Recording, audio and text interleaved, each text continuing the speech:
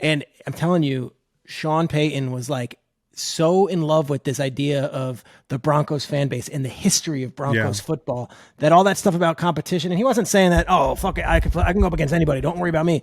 It was a different tone. It was like, no, there's a few franchises. Denver's one of those where it's like a crown jewel franchise. Pack show. We've got Peter Schrager coming on. First things first, I want to talk to you about that Jalen Hurts commercial that you showed me. Jalen helps. I love it. I liked it. It's catchy, and it got me thinking about what would happen if we were to change somebody else's name in sports. And I have a couple. Just save that for the mailbag. But mailbag. We are excited about that. We're going to pitch some other. But the whole thing is like it's Jalen and Tony the Tiger, and he's sitting there at a desk with Tony, and his name is Jalen Helps. Kellogg's or just Frosted Flakes. Mm-hmm. Changed his name to Jalen Helps, and he's like, hey, well, if everybody visits this website, I will change my name to Jalen Helps.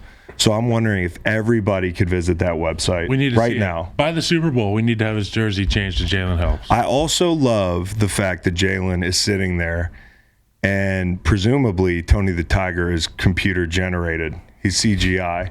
So Jalen's delivering these lines to nobody, which makes him an even better actor than I thought he was. Yeah. It's incredible. What can't this guy do? He seemed genuinely nice to Tony the Tiger, which now makes me question his ability to, mask his character. Yeah, well, he did a great job. I love the commercial. I've never liked Jalen Hurts more than when I saw him last night at the Syracuse UVA game. Dude, how great was that? That was awesome. Why was he there? That is the question. He flew up there with BG. I don't know. I started texting BG. BG's on TV. When I have friends that are on TV, I just fucking text them. I really don't care. Yeah. Okay, Scott Van Pelt, you're doing Midnight Sports Center. I don't care. You do it every night. Yeah. You should be. If I was Scott Van Pelt, I would be able to read my phone and do the show because I'm so damn good at it. He's so good. Part of the fabric of the show. Yeah, I'm like texting, Stanford Steve about a total on a Saturday at Tuesday night at 11 p.m. He's like, hey, I'm. Anyways, I text BG and he's sitting there. He's on TV and Meg's like, look at BG. He's on his phone the whole time. I'm like, yeah, because I'm fucking texting him. Yes. But he's also answering other people's text messages, presumably. He's a popular guy. He's had quite a year. UVA got the win. So that was great. But that was surprising, though, right? To see, Jalen Hurts up in Syracuse on a Monday night. Fuck yeah, it was. I wasn't expecting that. What's his tie to Syracuse or Virginia? We need to get Billy Football on a deep Guy's dive. Mysterious. He really is. Syracuse is a weird place. I've been up there a couple times. It's got weird juju. Mm-hmm. I went and watched you that's play accurate? up there at the Carrier Dome. Loud place. Loud place, but also on the way out, when the doors open, it shoves you out. The air pressure in there. Mm-hmm. Oh, they got crazy air pressure in there. Yeah, you wouldn't know this because you're in the locker room, but when you come in, it almost pushes you over, and when you leave, it could throw you out the door. That's the game that I forgot my contact lenses. I remember that. And I was so fucking worried because I'm blind as a bat.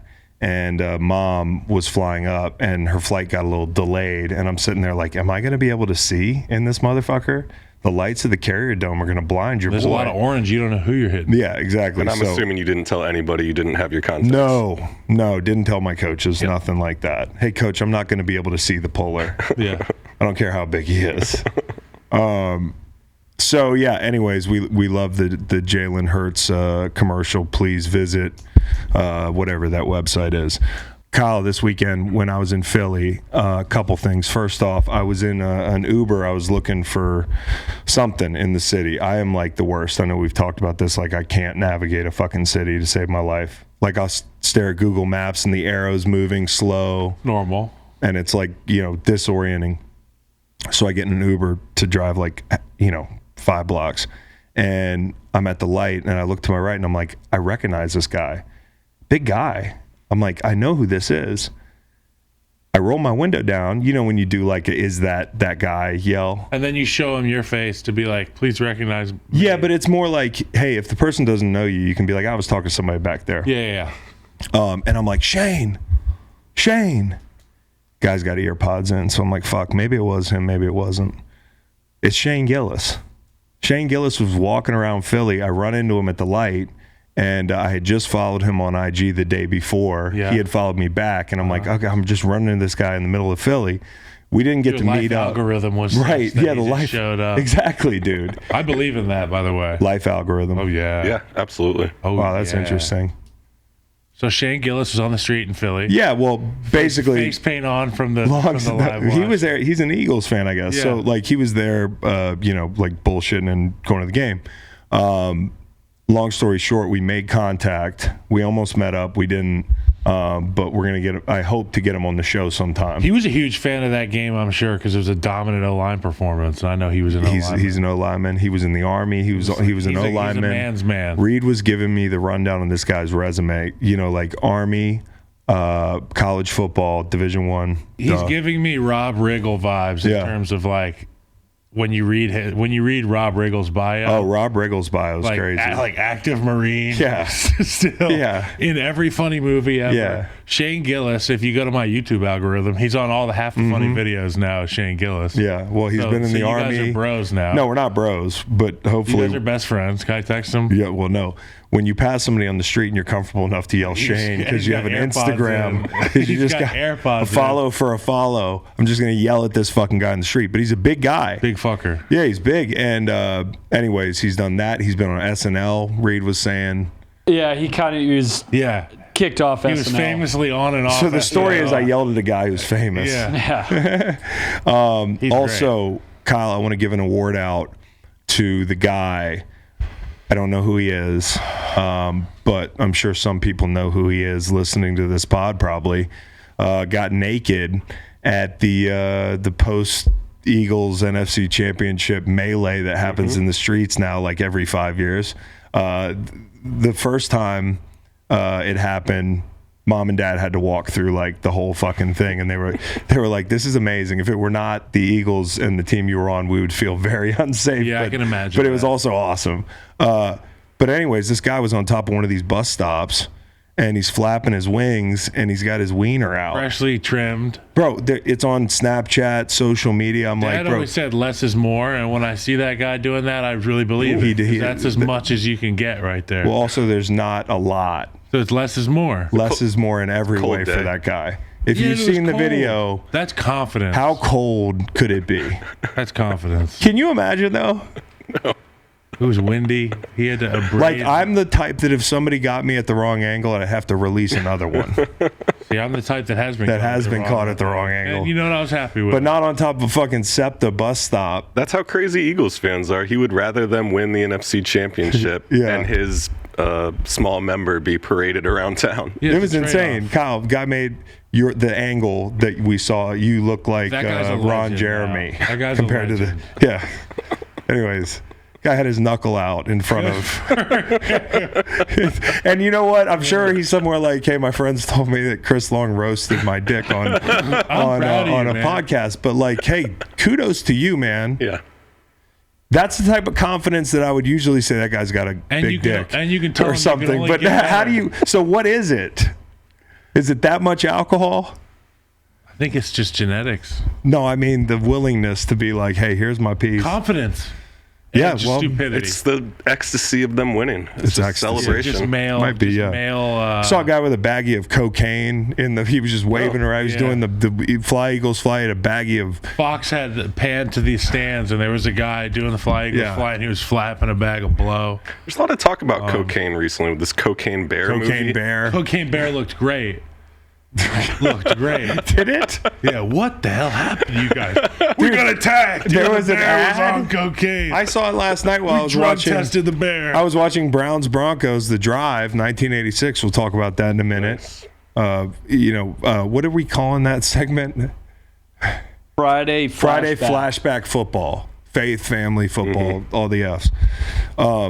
Anyways, that guy deserves an award. I don't know what award it is, but Cocaine Bear. What? Cocaine Bear. Last night I'm watching this game, and there was an ad that popped up for Cocaine Bear. It was 3 seconds long. It was just the guy going, "That bear had cocaine," and then they showed the CGI bear. That was it. Yeah. You know, like Lake Placid. You remember Lake Placid? It's going to be the same movie. It's like Sharknado. Yeah. Lake Placid. Well, Lake Placid tried to be serious. Yeah, they wasted all that fucking time trying to be just show me the alligator. Dad used to put Lake Placid on all the time. It was the closest VHS to the thing, and he would just pop it in. Yeah. That would be it. If it wasn't Lake Placid, it was Deer Hunter. Deer Hunter. You got Deer Hunter a lot. Oh, I got Deer Huntered so bad in Montana. 20 people crowded around the TV. It's raining. What do we do? Dad's got it. Deer Hunter. Heroic, just out of left field. Hey, guys, just check this movie out, Deer Hunter. It's pretty good. God damn, dude. Felt like I was being held captive. I felt like I was in Vietnam. Okay, can I say that? Yeah, sure. Okay. Fucking, there's like a 6-year-old in the room, and they're who keeps looking at me? They're doing roulette. Is this okay? Russian roulette. Christopher Walken falls dead. Spoiler alert. It's disgusting. Also, we got to give a STL Memorial Award out to the guy that you showed me on Instagram, Kyle. Yeah, a guy by the name of Barry Bremen. I follow a dude on Instagram named Frank Michael Smith who gives these like 1 minute explanations of stories, and he's pretty awesome. And Barry Bremen came up on my feed because of him, and he is a guy that used to get dressed. Remember the guy who dressed up like Klay Thompson and tried to get into amazing Oracle Arena or whatever the fuck it's called? Yeah, for sure. He got kicked out. Well, this guy, Barry Bremen, was his predecessor. He's like the OG, the great imposter. So from a period of 1979 to 1986, he was 6'4", he was lean, so he had the build. White guy with the hair, 6'4", looks like basketball, baseball. Looks like a center in 1970. He did all this stuff between 79 to 86. He posed as a Major League Baseball umpire in the World Series. He played in a Major League Baseball All-Star game. He was a player in the NBA All-Star game. He was a referee in the NFL during a game. He was a Dallas Cowboys cheerleader, and he played a round of golf. Dallas Cowboys at cheerleader. The U.S. Open. He was a Dallas Cowboys cheerleader. Yeah. He also posed as an Emmy Award acceptor. I need more on the Cowboys cheerleader thing. Barry Bremen was the original wedding crasher for sports. Dude, amazing. Guy's amazing. Like, how did I never hear this guy? People say, who would you invite to a cocktail, dinner? Barry Bremen. Barry's coming. Yeah, dude, no question. They should make a movie about him. Dude, they should make a movie about him. That could be your big break. Who would play him? Not Macon. That could be your big break. That could be my big break. 6'3". Athletic enough, but bad enough at basketball that when I get out there in the layup line with the Bulls, people, I can't wait for that scene where you have to method act as a Dallas Cowboys cheerleader. Oh, it's going to be crazy.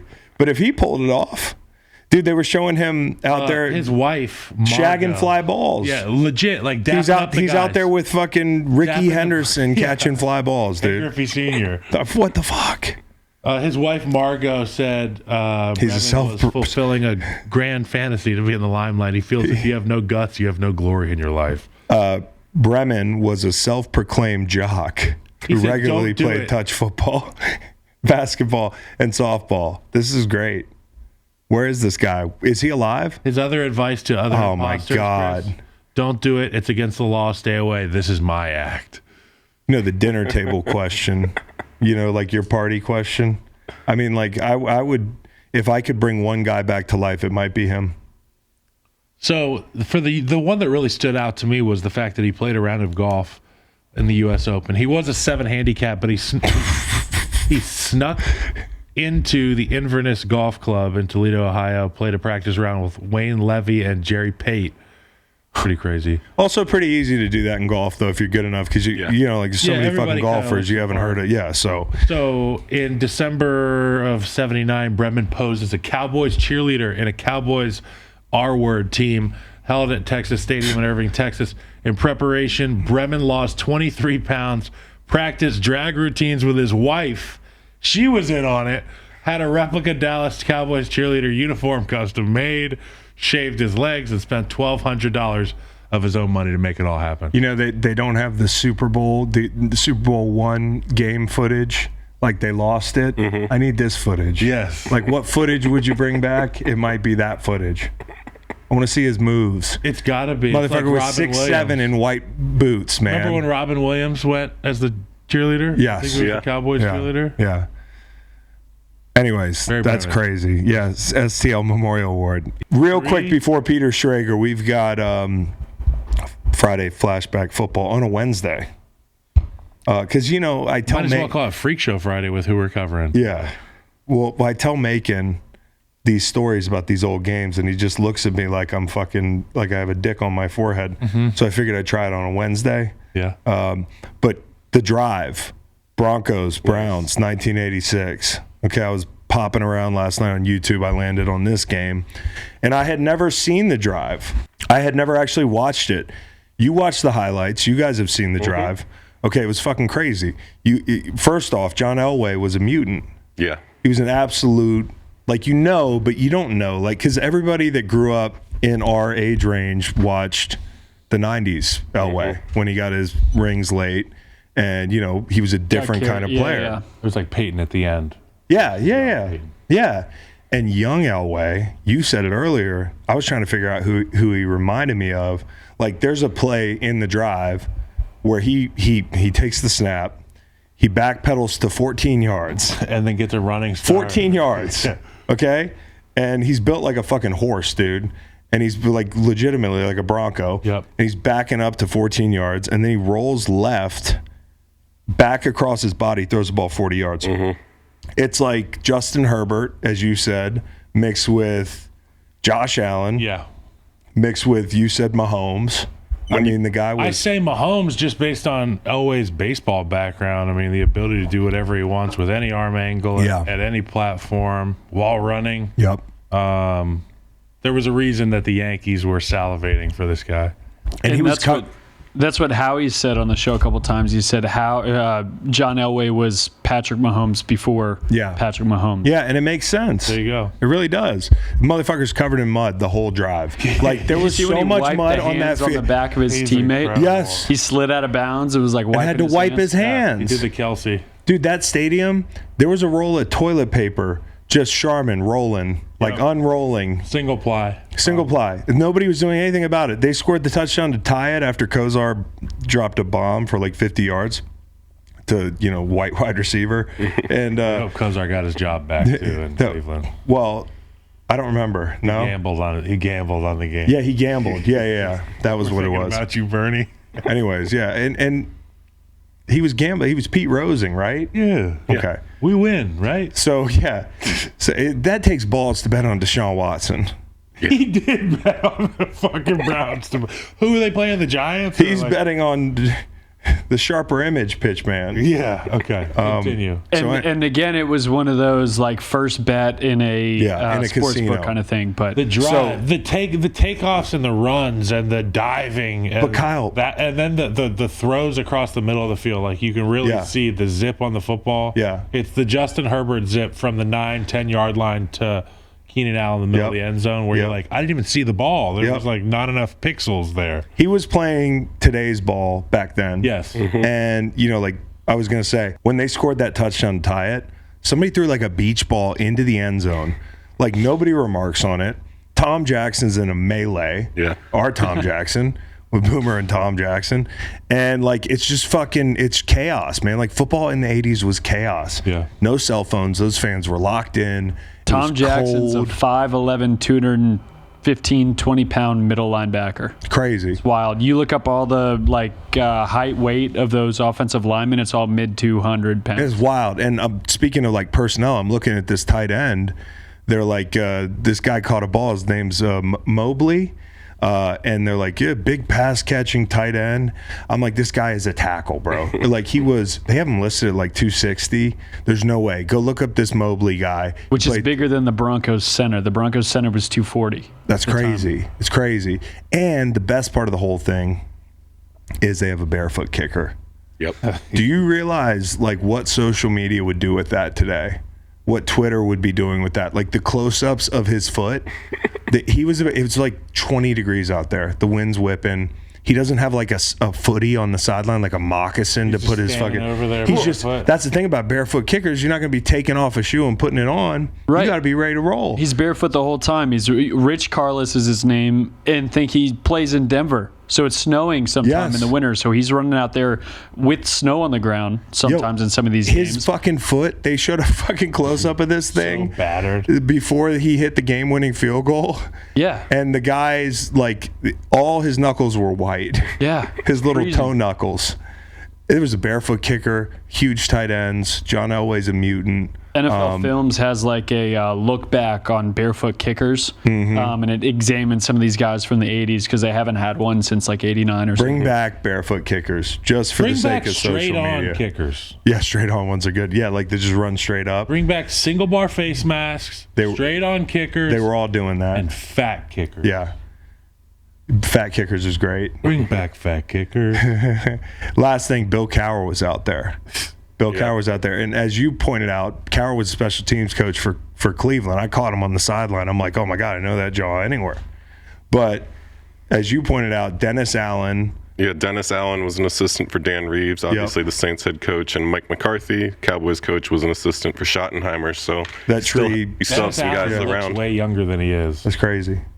Living in New Orleans. He looks 40 now. All right, Peter Schrager. All right, Peter Schrager joins us now, and I was just on his show. Now he's on mine. It's good to see my guy. Love being here. First time I've joined when Kyle's on the show, and I was saying before we got on, Kyle, I think you kicked ass doing the CBS stuff this year, and I love the work you both do on this. Thanks a lot, dude. We're happy to have you. I'm glad I could join this one. Well, like I said, with everything going on, it felt like there was a rush of news that kind of went under the radar. And there was a bunch of like leads on coaching hires and that sort of thing. Like, I don't know. I'm no better than you on this stuff. Like, I'm not that plugged in. So who do I call? I call Peter. Yeah. Where do we start? Okay, like first off, the games this weekend, San Francisco, they were in such a good spot, and it feels like now it's like, what the hell do we do all over Happens again? Quick. How do you deconstruct that situation, and what would you do if you were John Lynch and Kyle Shanahan in the offseason?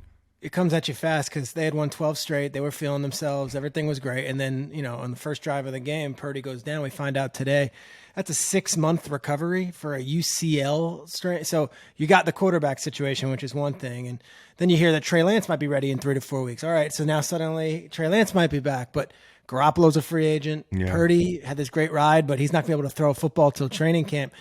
And you might have Rodgers on the market. You might have Brady on the market. So quarterback is like paramount. That's the first thing, right? And then DeMeco Ryans is most likely going to get this Houston job. I say that today as I record this with you guys on a Tuesday. I feel like that's what everyone is hinting towards around the league in my conversations. Seems like it, yeah, as of 4 o'clock. Yeah, so you gotta then replace DeMeco Ryans as your defensive coordinator. So those are 2 spots right there. Of course, there's free agent. All this stuff comes into play because I feel like that entire NFC Championship game is just tainted right now. And it's nothing against the Eagles. They could have beaten anybody that week, but like we don't know. And all of that 49ers momentum, all that stuff, like in one fell swoop, like in one 60-minute game, all the wind can be knocked out of them. And it's, wow, we're right back here at square one. Who's our quarterback? Who's our defensive coordinator? It could be that easy, but it also could be that difficult over this next few weeks. I would argue, I mean, like definitely if I were an objective fan and not like an Eagles fan, I'd be like, yeah, that sucks. It wasn't a very good game. I do think, like at least it was an injury where it was dictated by the other team taking advantage of something. And I think that was the pass rush. I mean, when you hit a quarterback repeatedly, I mean, you don't try to hurt the guy, but, like an injury that comes from that is much different than a guy jogging out in warm-ups and, tearing his ACL. So they were blocking him with tight ends too. And it's like, that's Hassan Reddick. Yeah, it was bad. It was bad. It was like, yeah, come on. So I don't know what they do. It really does confound me. They've had so much success, and I called them like the mini Buffalo Bills the other day, like on a smaller kind of scale. They'll look back at this era and say, "Damn, we were way closer than we even knew some years," and I feel bad for them. The year that no one talks about is 2020, where they missed the playoffs, where they had Bosa injured, Kittle injured, all these guys. They had to live all of December in the Renaissance Hotel in Glendale, Arizona, because their hometown county, it was like COVID rules. So they've had crazy shit happen to them, and they've been to 3 NFC Championship games in 4 years. They have no Super Bowl rings to show for it. Yeah, I've talked to Kyle a bunch, and this is all like off the record, on the like he brings up Brady's name a lot in like just conversation, and Brady obviously is San Francisco kid. He's from the Bay Area. We know the photos of him with the Dwight Clark jersey. To me, if you could bookend your career with Patriots and then, you win a Super Bowl with Tampa and then you end it with a couple of years in San Fran or 1 year in San Fran, your hometown team, it's a pretty good narrative. I don't think it's crazy to say Brady to the 49ers if you're looking at the entire landscape of the league and where potential landing spots are. Do you have that lean right now with Brady? I mean, like, where would you – I saw he was looking at schools in Miami. Well, his family lives there as well, so it's pretty standard. But, like, where do you think there's more chatter than than other places? The fact that Tampa Bay is now like interviewing all these offensive coordinators and you're hearing Keenan McCardle's name and Todd Monken, like it doesn't sound like Brady's the one handpicking that. So that to me is like Tampa's probably unlikely. If they're going to bring back Brady and he wants to, he would have a big role in who the offensive coordinator is. They're not going to assign that to him. Yeah. His kid, his one son goes to school here in New York City where I live. He's got other kids who are down there in Miami where he was touring. I think for a 1 year deal or like a 2 year deal, I don't think it's crazy that Brady would say, all right, I'm going to play, 8 home games in San Francisco. I'll get a place out there and in the off seasons, I'll be in Miami or whatever it is. So I don't think the geography is as big of a deal as everyone else is saying. The two teams that everyone brings up are the Raiders because of McDaniels, but I mean, Chris, you were teammates with Brady while he was under McDaniels. There's a relationship there. I don't know if he's uprooting his entire life to like go run and play for Josh. Well, maybe it's like grass is, I thought the grass was greener, but I kind of like the security and just the devil, like, Josh is the big question I have. I've argued with him on the sideline, the whole thing. The big question I have in this situation is when we saw Peyton Manning go to Denver, he had complete autonomy of the entire situation. I mean, down to what they called him. He chose his pronoun to be 18. They were like, you call me 18. This is how we run meetings. This is how we run practice. And we're going to win football games. And one they did. It's interesting to see if Tom Brady elects to go to Vegas because I wonder if you can have that complete autonomy in a place like Las Vegas in the silver and black. I just don't know if that's in the cards. San Francisco just makes so much storybook sense to me. To me, it's hometown. Guys, I want to break some news. This is from Adam Schefter. The Saints and Broncos are finalizing compensation, and you had a feeling in return for Super Bowl winning head coach Sean Payton. Can we at least say, Chris, that before we went live, I said this might go down anytime in a second, so I kind of had it before Schefter, just didn't report it. What does that count? There we go. Well, you heard it. You heard it first on Greenlight in real time. It's real to me, damn it. Yeah. Real-time scoop, adjusted for podcast release. But that's crazy. I mean, he must have a great blueprint there for what he plans to implement. Well, I remember this fall, Kyle, talking to Dad, and like I can say this now, but like, hearing him talk to Sean Payton about the games on TV, and I'd be like, what is he saying about like Russell Wilson?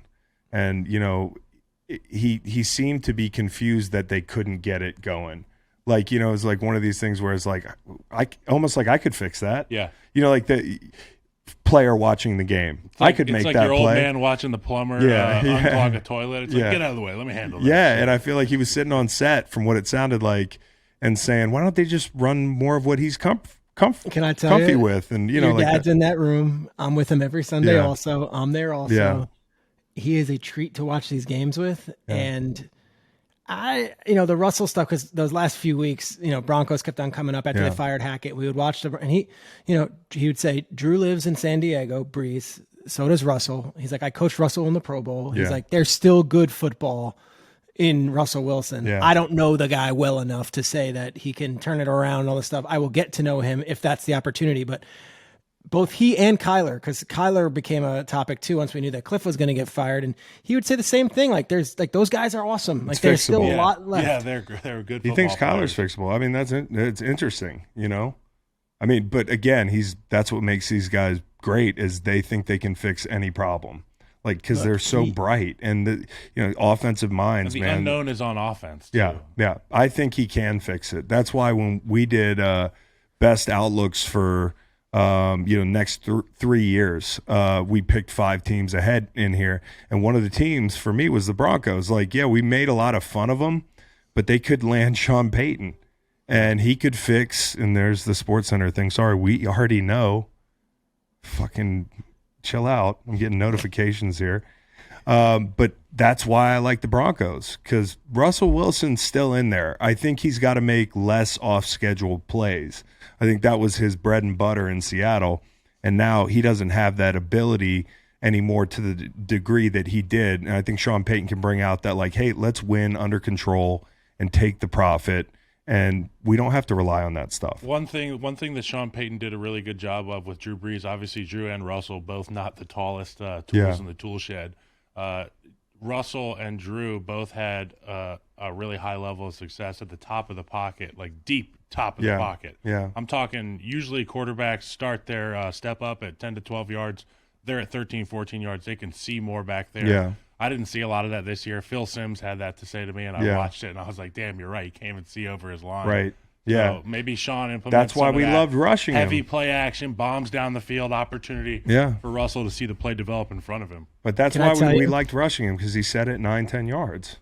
I would say to Peyton, again, this is all coming very fast. We're doing this live. Like, I have a whole bucket to empty if you want to just talk about Peyton to the Broncos. Basically, I said to him, I go, I don't know about the money. I don't know, but you're looking at Herbert and you're looking at Mahomes, and you're choosing to go up against those guys every year, twice a year. Yeah. If you go to Houston, that's full autonomy. And if you go to Arizona, I mean, Stafford's not there much longer. You're up against Geno Smith. You're up against whatever, else is out there in the NFC West with them. And he was like, Denver is an amazing football town. And he kept on hitting this thing about the Penner family and the Walton family and their resources, but also how sharp they were. And he had a lovely meeting with Condoleezza Rice, who's the former Secretary of State, who's part of this ownership group. And I'm telling you, Sean Payton was like so in love with this idea of the Broncos fan base and the history of Broncos football, that all that stuff about competition, and he wasn't saying that, oh, fuck it, I can go up against anybody, don't worry about me. It was a different tone. It was like, no, there's a few franchises. Denver's one of those where it's like a crown jewel franchise. Okay, well, good. So we get Sean Payton in Denver. The league just got more fun. Like, for real. Like, the league's better for this. It's better. Okay, DeMeco Ryans. What is it about 4:30? Let's go. Is it official? He's the Houston Texans coach. 6-year deal. Is that is that long?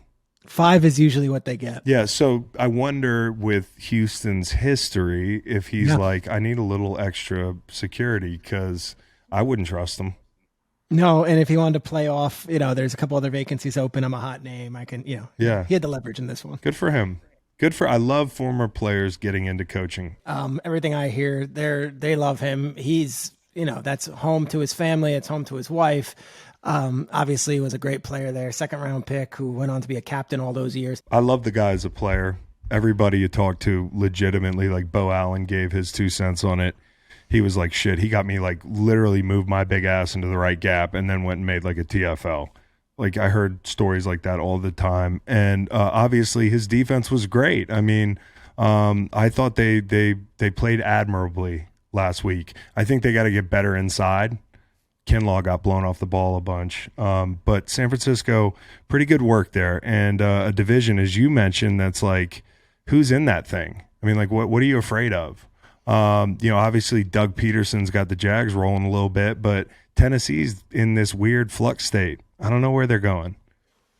All those picks also, they traded Watson. They just have a bevy of picks. So if you don't screw those up, you can add players. And I think, it's going to be an interesting thing if they hire Ryans, and you guys will love this, and especially you, Kyle. Like, all right, so you hire Ryans. Who's the offensive coordinator going to be? Because that's going to be the voice of the offense. So if you draft Bryce Young, it's almost like Ryans has to come with almost like a co-head coach. Because if you get Bryce Young, you're dealing with a rookie quarterback and you're building this really young offense. I would say the offensive coordinator selection is almost as important as who they have as the head coach there. Oh, I wonder who that be. I wonder who. I mean, there's probably, they got a whole back room full of Mike McDaniels. I was going to say, They just go back there in San Francisco and they're like, all right, you're up. Pick the nerdiest motherfucker you in the corner. Shrakes, and that's who we're bringing. And that's the guy who's going to get 28 points a game for us. Yeah. Do you know Sean McVay? Yeah. Okay, come with me. You're going to Houston. What do you think of the report of Vic Fangio going down to Miami? I think it's an amazing hire. I think he's the best, yeah. He's the man. He's so good. And McDaniel tried bringing him last year, and he's like, I need the year off. And I know it was it was one of his great desires to bring Vic with him. He kept Josh Boyer, who was there from the Flores era. Yep. That didn't work out at the end. Boyer was let go, and now if they can get Vic Fangio, it's one of the great coups of all. I mean, this is a guy that every head coach wants to bring in. Now, I'll say this. If DeMeco takes the gig in Houston, that defensive coordinator job is now open in San Francisco. Right. If Sean Payton goes to Denver, that's one of his buddies. Like, until that thing is announced by the Dolphins, I don't believe anything. Especially with this news that we're hearing now with Sean Payton, that becomes a hot seat or a cold seat that needs to be filled. Yep. If you're a Dolphins fan and you get Vic Fangio, that is a home run. That'd be a big win. You got two of the brightest minds in the coordinator chairs in your building. Boyer was in New England when I was there. What was he, DB's coach? DB's, something like that. Yeah, he was DB's coach. Chad O'Shea, too. I saw interviewed. Where's he now? I saw Chad's name on one of the lists. Well, I saw he was on a Baltimore's list, I believe, which was interesting. And that leads me to Lamar Jackson, who has been franchised exclusively, and that's the report. Again, are we like, do we believe the report? Has anything? That's what I've heard. Okay. And it's until the team does it. Like, I never run with it myself until I see it from the team. And I know that sounds like I'm being too prudent. I sit on the Sean Payton news and Schefter gets a million retweets, but I'm like, until it's done, I'm not. Right. You know.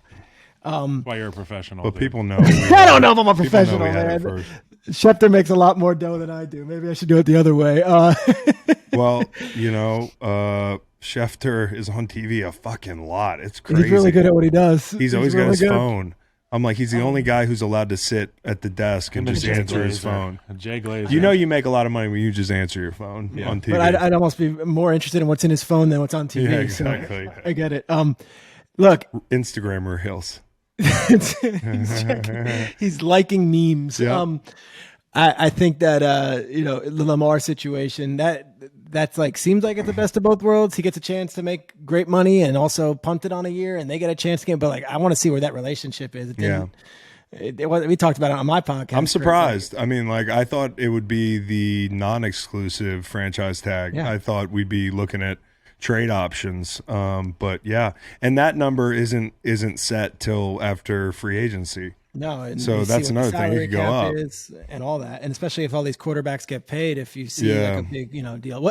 What's interesting is they don't have an offensive coordinator yet. So what offense are we running with Lamar Jackson? The Greg Roman thing was beat to a drum. Maybe he gets to pick it. Like, I don't know, something crazy like that. When you look at Lamar Jackson's ability and like he can just take over a football game, but you seemingly have a guy who is a question mark towards the end of the season from a health standpoint. Yeah. The guy that we really like in this room is Justin Fields in Chicago, and I'm a former Bear. So I got to ask you, what do you think the best practice is here with the number one pick coming up and a quarterback that you can either leverage for more or build your franchise around? What do you think they're going to do in Chicago? I would dangle it. I would see if anyone wants to come up and get the kid young. He apparently was the number one overall guy all season. Now the draft nicks are coming out, and they're like, well, actually, Will Levis might be a better option at quarterback. If they did that and Will Levis flamed out, it would be, oh, my God. After what Mahomes said yesterday, Mahomes' dad goes on and says, said that.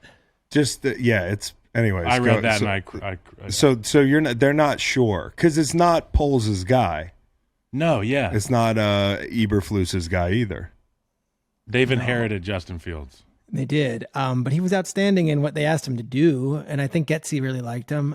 I'd be shocked if they moved on from him. He didn't do enough to be, moved on, but that's a rare deal, and Josh Rosen dealt with it. Other guys have dealt with it, but I don't think that's the case. I know that's been the report that's been out there.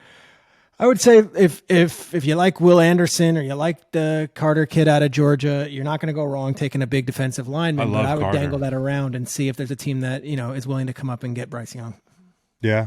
It's good to have options. They need a good team in Chicago, man. They do. And they've got the money to do it. They do. And I think Poles is the right guy. If you could wave your magic wand as an NFL fan and make one franchise like competitive again, is that it? Oh, absolutely. Is it? Talk about crown jewel franchises, Schrags. Schrags thinking about it. That's the one.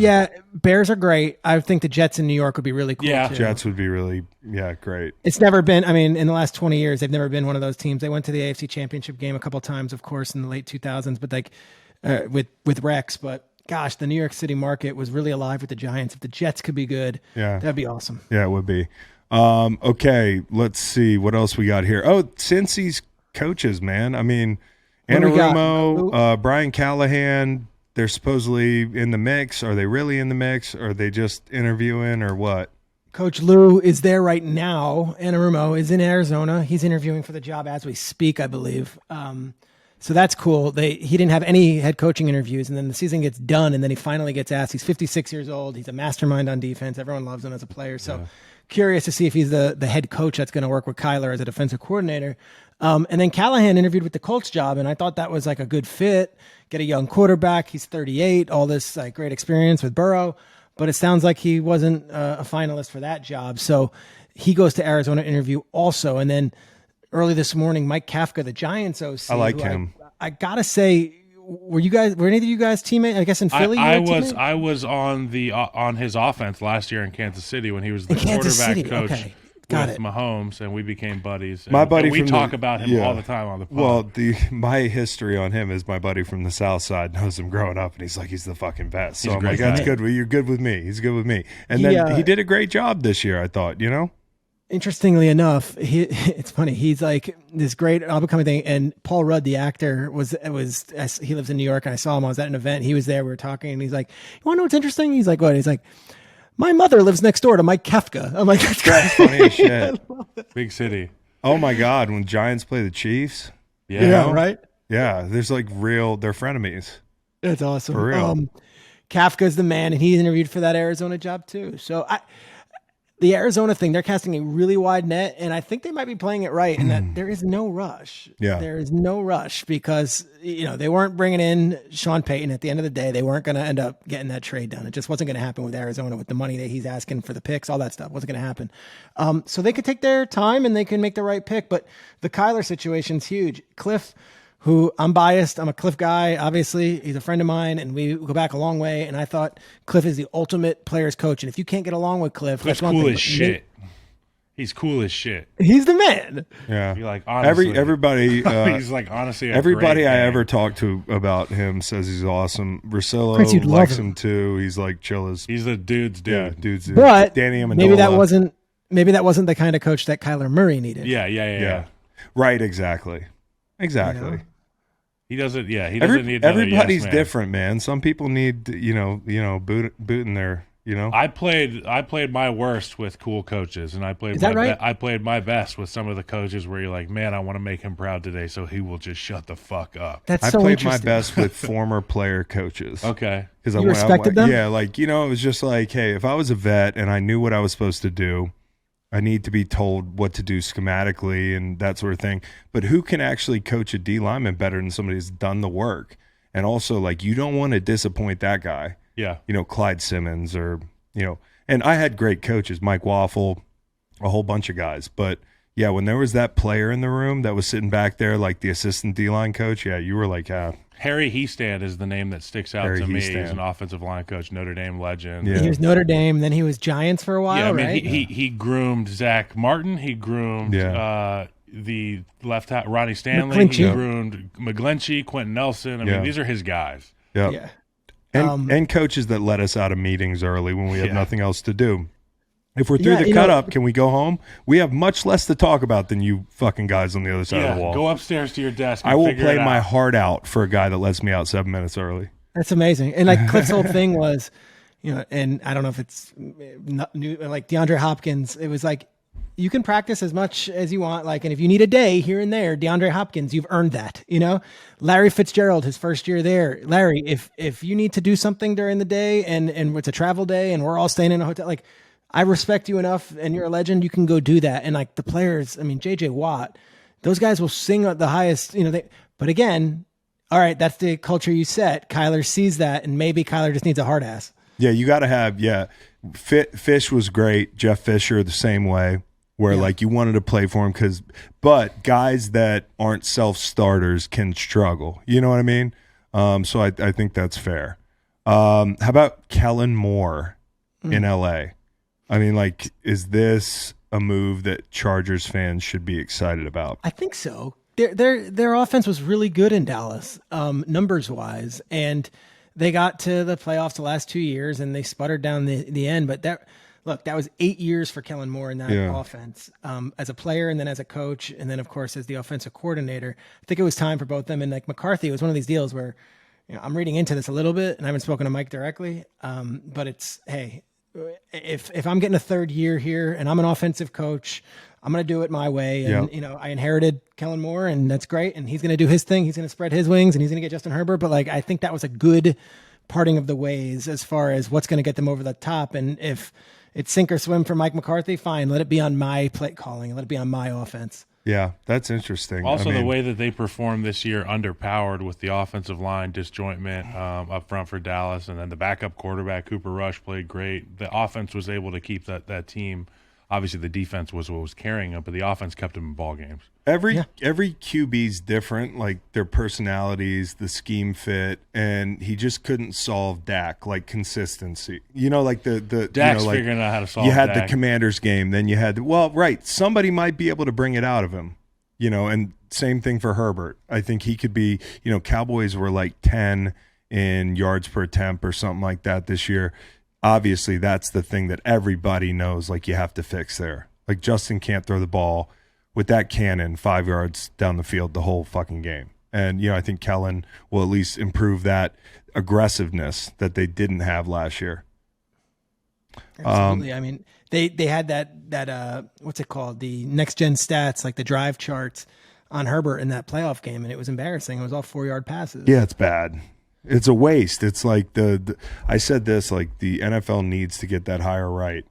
It's such an important hire for the league. And his contract's coming up, and he's going to have a healthy left tackle there too. I mean, contracts coming although up. That kid Salyer played really well for them this year. Played well, but nobody does it quite like Slater. That. Yeah, nobody does it quite like Slade. All right, well, Peter Schrager, we covered a lot of ground. He's had 2 huge scoops that I didn't have at all, and we're here reacting to. Well, we kind of had him. How was Jamal Williams today? Last question, because I saw he was on the show.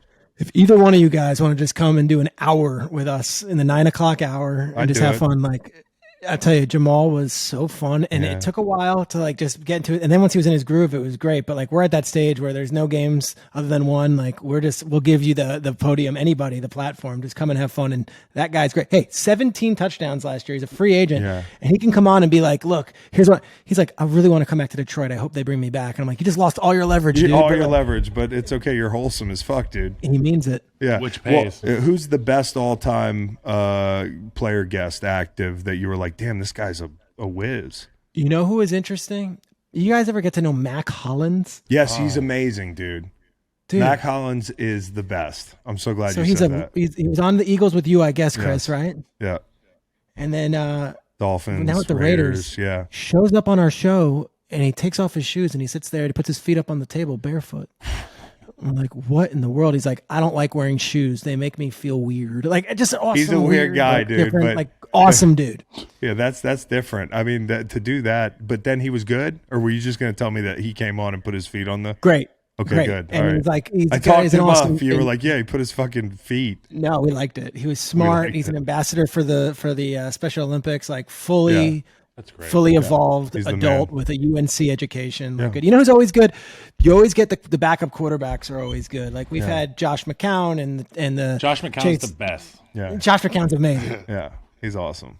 Josh is amazing. But the Chase Daniels, the Colt McCoys, all those guys are really good, and you get a different kind of insight of the game from them. But they all have too much money to ever want to do it full time. And they got no ego, because you're like, I'm backing somebody up. I can give you my analysis with none of my ego mixed in. Totally.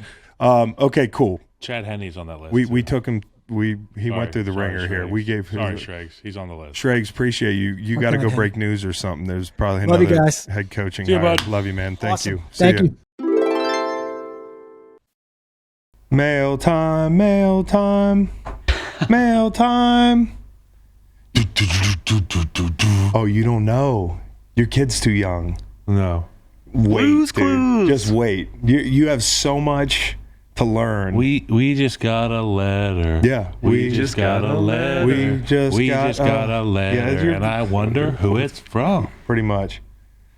That's how it was when I was a kid. You're going to love it. Bluey's great. I love Bluey. You should just watch Bluey now. That's all we watch. It's awesome. The way they do that show is great. Okay. Mailbag. Now, Kyle, we had a whole list of fan submissions, but then you started writing on your little notepad. Yeah. I'm kind of wondering what you have there. I got some stupid stuff on here that I thought was funny. First, I was thinking about travel. I got some travel coming up. I know there's a lot of NFL guys going on trips. What are 3 countries you would want to visit that you haven't been to, and why? And I can lead you off with mine. I haven't done a lot of traveling, but one place I'd like to go to is Africa. One place you can get anywhere in Africa, and pretty much I feel like it's South Africa. Woo! You had me in the first half, Kyle. Thought you were going to say the country was Africa. If you go north of South Africa, there's so much to see. And half the nature documentaries I've seen, Planet Earth, take place just north of South Africa. I know of a place. Number 2. Well, hold on. Hold on a minute, plan. I'm not going to Tanzania. Fuck. Number 2, Japan. Okay. Yeah, dude. It just looks so I would love to go to Japan. It's such an aesthetic. I'd love to go hang out. You not would only be in the huge countryside. in Japan. I'd love to go in the mountains and in nature, but I'd also like to go experience city life. My uncle lives in Japan. Really? Hokkaido. I have a jersey. They get some of the silliest snowfall. Number 3 would be Australia. Nice. Because number 1, Australia is awesome, and number 2, it's a great setting off point for anywhere else in the Southern Hemisphere. Yeah.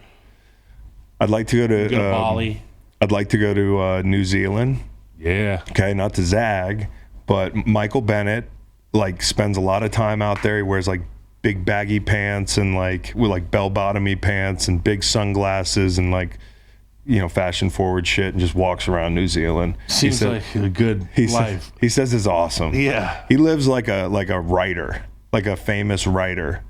He lives in Brooklyn. Does he have kids? And yeah, he's fucking great, Dad. So he's just living. Yeah, his family just goes everywhere. They're the most worldly people. That's incredible. Anyways, New Zealand's awesome. So you should get Michael Bennett and take him to the Hobbit village where they filmed, the Lord of the Rings. He's probably been there. Walk through those really low. He's probably been there. That'd be cool. Yeah, wearing a Steve Zissou hat. Life Aquatic. Like a Life Aquatic hat. That's the type of shit Mike wears. I would like to go there. I want to go to Costa Rica, Kyle. It's awesome. That's where I got engaged. There's no army. Right. Nothing to worry about. Army coming in there. You're worried about the army? I'm coming to get you. Yeah, Shane Gillis is going to come and get me. Rob Riggle. Rob Riggle and Shane Gillis. The Marine Corps will be there. Kick down your door. There's a couple more places. Croatia almost cracked my top 3. Oh, yeah? Croatia's pretty. Fucking sick. They say it's great. I was reading the New York City mayor, Eric Adams. Yes. Interesting character. Yes. He's entertaining. Uh-huh. I don't know any of his policies, but every time I see a clip, it's funny. So apparently Battery Park City is using dry ice to kill rats. So vermin. So New York City's starting to use dry ice to kill rats. The quote, 2 million rats come out at night. I hate rats, and they're going to hate me.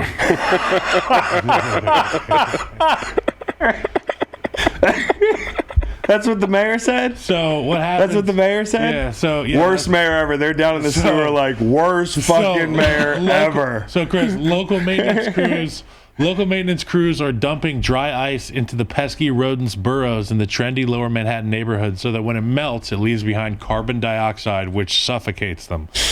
We're no stranger to having rodents here in Battery City Park, so we wanted to make sure that we were able to manage them. Hold on a minute, playa. What?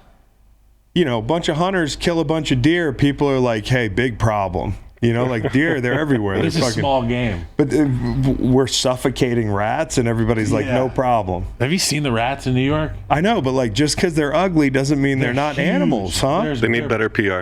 I'm playing devil's advocate here. Teenage Mutant Ninja Turtles. That's kind of it. Oh, no, Shredder. Ratatouille. Splinter. Ratatouille. Splinter was in that. Tom and Jerry. Yeah.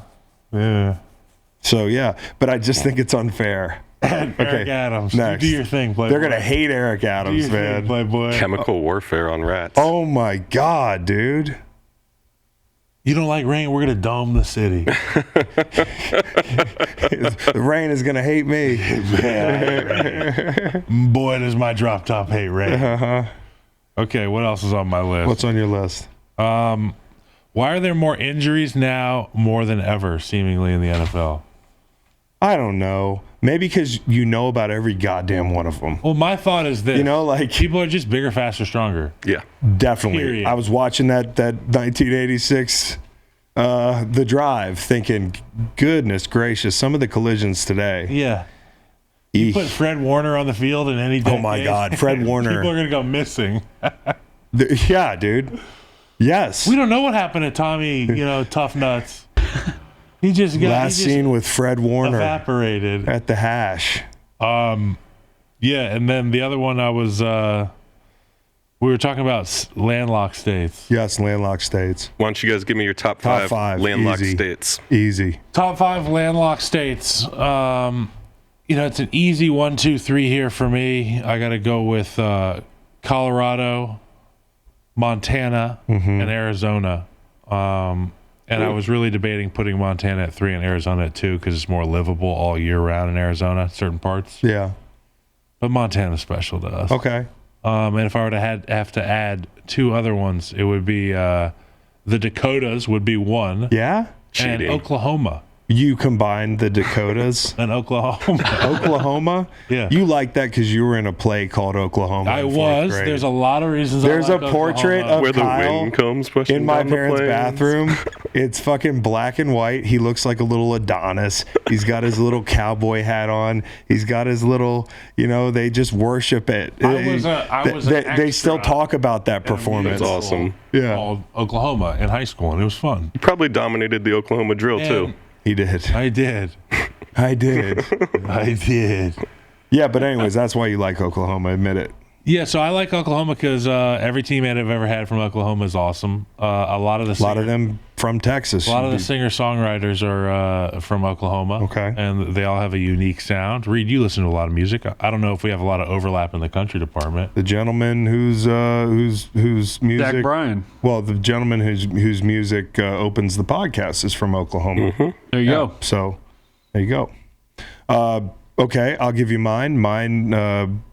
Interesting that you had and nobody went like Tennessee. The Dakotas in there. I still haven't had you explain that. The Dakotas. You like Mount Rushmore a lot. So one thing that's really cool about the Dakotas is they house the Badlands National Park, and that's where Teddy Roosevelt went to mourn the death of his wife. And when Teddy Roosevelt went up there, he found what I found when I drove through there. It's like a real peace and solidarity. Yeah. When you're driving through there, especially if you just stop and get out in one of those long stretches and you just take a seat on the side of the road. Pop into a man camp. You might, stop at a liquor store, buy a pack of cigs, smoke one on the side of the road, and then drive the rest of your 1,000 miles. It is wild that you're driving through and it's just flat land, right? Smoke a cigarette. No, and then you come around the corner and it's the Badlands and it just drops. Cool. Imagine minus terrain. So instead of hills, it's like a bunch of stuff that has Got it. That's cool. Now what?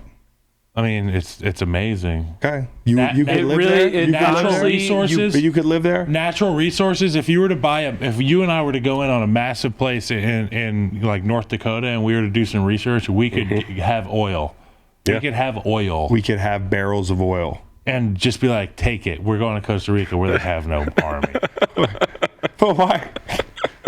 We're just gonna give people the oil. No, they're gonna give us money. Yeah, for fincas. Give us monies for fincas. Fincas. Is that the currency down there? Fincas are farms. Oh, okay, got it. And the top 2 FCS football programs are in the Dakotas: North Dakota State, South Dakota State. That's great, guys. Colorado, West Virginia, and not because of weed. Oof. No, Colorado's awesome because of everything. It's a little high for West Virginia. West Virginia is the most beautiful state, underrated, east of the Mississippi. I got another list after this. West Virginia is gorgeous. I mean, have you been on the New River? I have. I've driven over it. What were you fucking rafted down it? Were you on Quaaludes? No, I love it. It's wild and wonderful. It's beautiful. Yeah, and it's gorgeous. And the whole John Denver thing, they stole that song. But that's okay. They're resourceful. If your family is like 3rd generation West Virginia, you're so lucky because they probably have the coolest land and the coolest property. Coolest shit. If they're not fucking mountaintopping it, which sucks. They're not jaded by living in some fucking city. Yeah, well, Kyle, anyways, talk about West Virginia all day. Okay?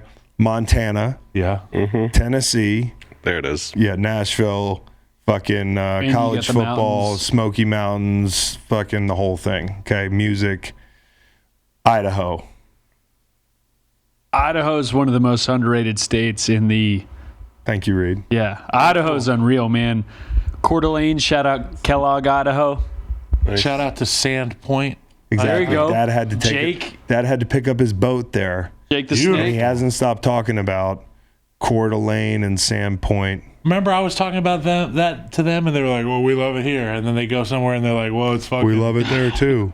All right, next. Yes. Or what did you guys have? New Mexico. Throw New Mexico on your list. That place is. New Mexico. It's got a little Arizona where you can live year round, but it's also got the mountains. Yeah. What are your most underrated states? Reed, you go first. Most underrated states. Idaho and New Mexico, right there. That's tough. Oregon also, the eastern part of Oregon's really pretty. I think North Carolina is underrated. North Carolina is the mountains, Asheville. Yeah. Asheville's a really, really nice town. Guam, the state of Guam. Puerto Rico. We're going to Guam, guys. I think I'm fucking around. Puerto Rico, does this team fall trip in the joke category? No. Okay. I'm looking at states. I don't have anything for you. Nevada was on my list of landlocked states. Oh, really? Because of Vegas. Yeah, the rest of it's just beautiful. Yeah. It's vast. Yeah. How about Alaska for underrated? It's not landlocked. Yeah, no, Boy, underrated. is it underrated. Is it? Yes. I feel like You it think? is because Nobody I think it's properly rated. You know, when you look at a map, it's one of those things. As a kid, you look at a map and you're like, well, that's the size of Russia. That's big. And then you're like, well, Russia's not really that big. And the United States isn't that big. Alaska is so much bigger than people think it is. Well, part of that's because map projections are like That's what I used to walk deceiving. around and say in high school. Alaska is so much bigger than you think it is. Dude. Just go look at that map in the library. swear. Look how big it is. But it's even bigger than it looks on a map. Kyle, the names thing. Are we Jalen helps. Are we going to do the names thing? Yes. All right. Okay, so we were talking about the Tony the Tiger commercial. Jalen Hurts is on a commercial with Tony the Tiger. Yes. They're trying to change his name to Jalen Helps. And you have to go to this website, whatever. I think it's a QR code on the screen. You go to the website and he'll change his name. Yes. So it got me to thinking, what are some other athletes Got me to thinking that you could change their names and it would be fitting? Because I really like Jalen Helps. It's a play on Jalen Hurts. Yes. LeBron Jumps. Manny Punchiow. Okay. I went in different directions. Bomb Brady. So you're just thinking like, if you went to the XFL, how would you fuck with your name? Steph 3. Hold on a second. Hold on a minute, player. Steph 3. 3. God damn, dude. I interpreted this a little differently. Okay. I was thinking like instead of Miles Sanders, like kilometers Sanders. That's great. Good. And then my favorite one is Meter Sanders. Is Drew Holiday. Yeah. Drew Regular Day. Jesus Christ. Jesus Christ. I just basically turned it into an ad man. Tony Hawk, right? Yeah. Tony Chicken. Okay, for Tyson's Chicken. He wouldn't have been a top skater if he was Tony Chicken. No, he wouldn't have. He would have been brave enough to do it. No, I'm not good. I'm good on those. Tony Hawk. He was on the show. And then he could sell the chick flip. It's a Tyson brand spatula. Remember Dave You can flip Mirra? your chicken with it. It's Nice. like a kick flip. That's good. Dave Mirra? Oh. Dave Mirror? Yeah, Dave Maher, yep. Peyton Womaning takes on women's issues. You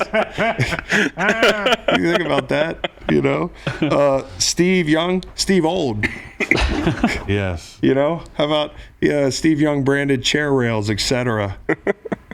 Johnny Unitas? Johnny Divide Us. Okay? He's going on Tucker Carlson. That's beautiful. He's going on Tucker Carlson. He's going on Rachel Maddow.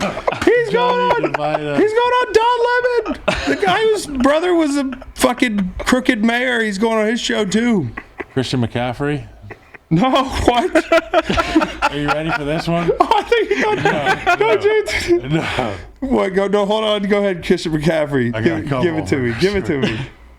Jewish McCaffrey.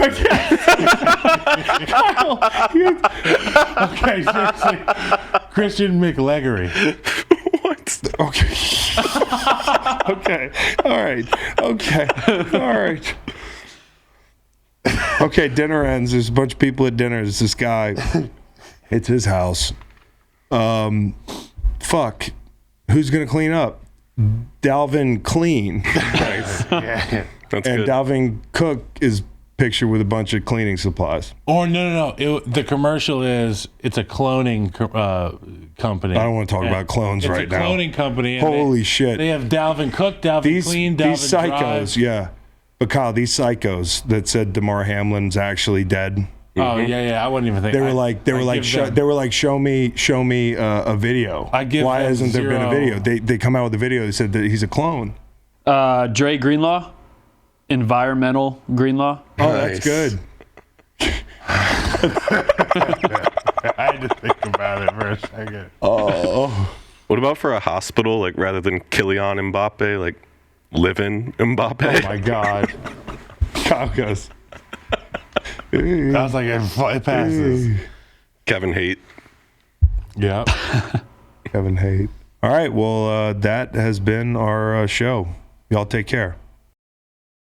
Listen to the full podcast on Spotify, Apple Podcasts, and other podcast streaming platforms. Wherever you want to get the podcast, you can get the podcast. Pretty simple.